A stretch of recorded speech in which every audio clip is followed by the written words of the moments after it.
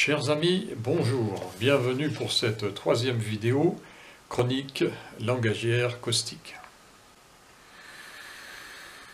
Les Français devraient-ils être des gens qui baragouinent l'anglais et qui annonnent dans la langue du maître? Oui, vous avez bien entendu, les Français devraient-ils être des gens qui baragouinent l'anglais et qui annonnent dans la langue du maître? Combien de fois les Français n'ouvrent-ils pas leur dictionnaire pour vérifier le sens des mots imposés par le maître anglo-saxon? Par exemple, trivial, qui signifie en français grossier, ordurier.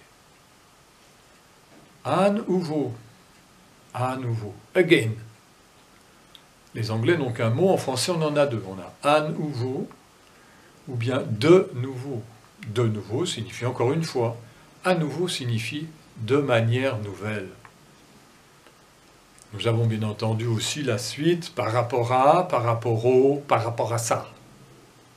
Ça, je ne sais pas d'où ça vient, c'est peut-être pas spécialement britannique. Émaner, qui signifie provenir de, est employé dans le sens contraire. Participer de. J'ai cherché longtemps ce que ça pouvait vouloir dire. Ça veut tout simplement dire faire partie de. Ben, je ne vois pas le rapport. Vous avez aussi état d'être, state of being, niveau d'être, level of being, qualité d'être, quality of being, impacter, avoir une incidence, une influence. Par exemple, il caressa tendrement sa femme et cela impacta un orgasme. Voyez la poésie profonde de ce mot impacter. Conscientiser, j'ai entendu ça aussi, conscientiser. On pourrait dire, ça peut vouloir dire deux choses, rendre conscient ou devenir conscient. Soit ça s'applique à quelqu'un d'autre, soit ça s'applique à soi-même. Alors pourquoi pas employer les formules devenir conscient ou rendre conscient? Conscientiser. Conscientize. Probably. Puis il y a aussi, dans le même genre, finaliser. Quand j'étais petit à l'école, on apprenait qu'en français, il y avait trois groupes de verbes. Les verbes du premier groupe en « et », les verbes du deuxième groupe en « ir », et puis les verbes du troisième groupe qui recouvrent tout un fatras d'autres verbes complètement irréguliers. Alors, prenons le verbe chanter, modèle des verbes du premier groupe. Je chante E, tu chantes ES, il chante E. Nous chantons ONS, vous chantez EZ, il chante ENT. Maintenant, vous demanderiez, alors, c'est quoi le verbe finir pour le deuxième groupe? Qui veut bien lever la main pour me dire comment on conjugue le verbe finir? Maintenant, ça donne je finalise E, tu finalises ES, il finalise E, nous finalisons, finaliser, finalise. C'est intelligent, hein? Vous avez aussi l'expression de pire en pire. Je ne sais pas en quoi les anglo-saxons ont trempé là-dedans, mais en français on va de mal en pis, ou bien de caribe en scylla. Je ne vois pas ce que ça peut être le pire du pire, puisque le pire est déjà le sommet de ce qu'il peut y avoir de plus tordu, donc de mal en pis. Démasquer. Alors maintenant on démasque. On démasque tout et n'importe quoi. Au lieu d'identifier et de repérer quelque chose, on démasque. Alors, si vous démasquez un hypocrite, il n'y a pas de problème, parce qu'il est déjà là, l'hypocrite. Mais vous enlevez son masque d'hypocrite.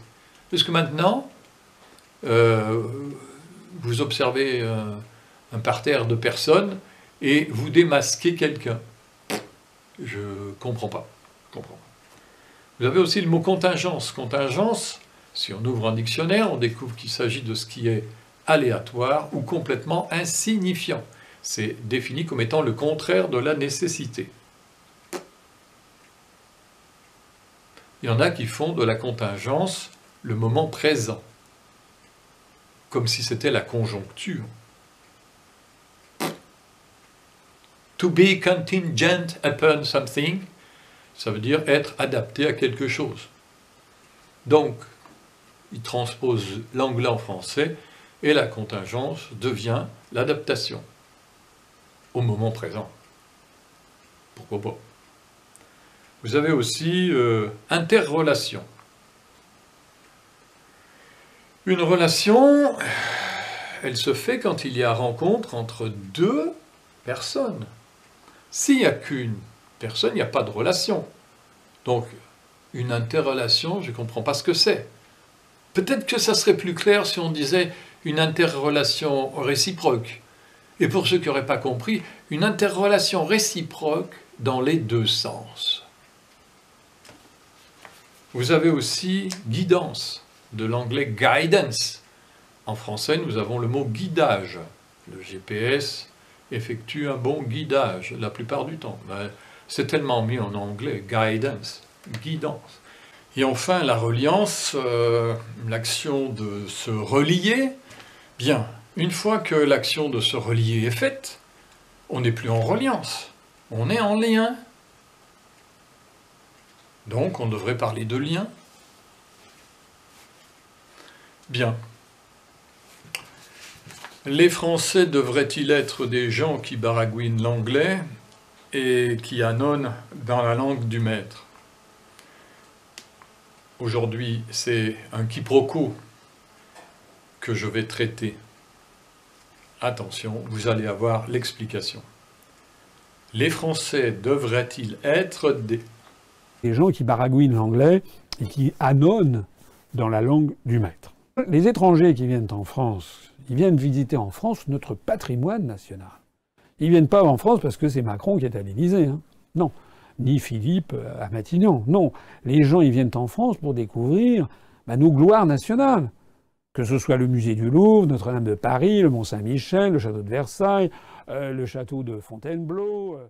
Et donc, notre devoir numéro 1, c'est de préserver tous nos atouts nationaux, de préserver notre patrimoine national, de préserver la beauté des sites que nous avons, de ne pas tout privatiser, de ne pas faire prévaloir systématiquement la loi de l'argent sur toute autre chose. C'est en faisant prévaloir un certain art de vivre, comme la gastronomie par exemple, que les Français continueront d'attirer des étrangers. Et en fait, si les Français attirent tant les étrangers, c'est parce que les étrangers, ils veulent, quand ils viennent en France, ils veulent voir des Français, c'est-à-dire des gens qui parlent le français, qui mangent français.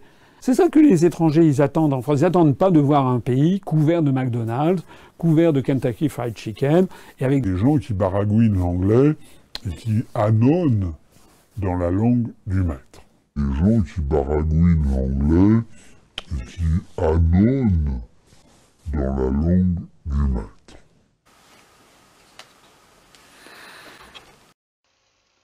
Cet homme est François Asselineau, auquel j'ai fait allusion en août 2017 devant un parterre de 400 personnes, comme étant de la même trempe que Gandhi, Nelson Mandela ou Martin Luther King.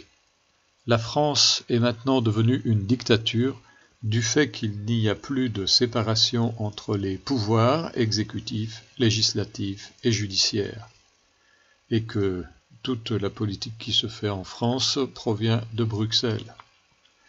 François Asselineau était et reste le dernier espoir de restaurer la souveraineté de l'État français, avec le français évidemment comme langue officielle.